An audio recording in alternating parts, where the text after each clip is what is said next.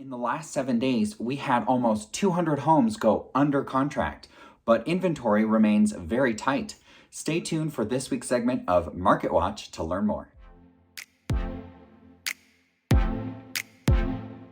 Hi everyone, it's Joshua Barks here, Associate Broker with Keller Williams Realty Boise and the Barks & Co. Real Estate team.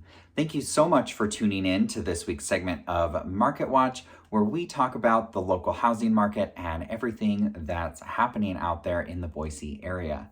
This week, we're going to talk about the Ada County existing homes resale on a week-over-week basis. And in case you missed it, last week we covered both Ada and Canyon County existing homes market dynamics for February of 2021. So be sure to go back and watch that video if you're looking for specifics on what the average sold price is and what supply and demand is doing compared to the same time last year.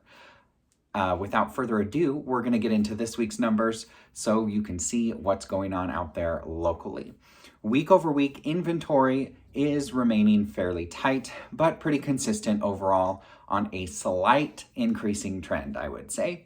Last week, we had 192 available listings in all of Ada County. This week, we're still below 200 with 194, but we have come up slightly.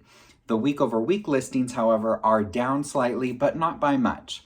174 new listings hit the market last week, and this week we had 170 new listings hit the market. While inventory is remaining on that kind of slow, steady pace, demand has actually skyrocketed. In fact, last week we only had 591 homes that were overall pending, whereas this week we have 648 that are overall pending.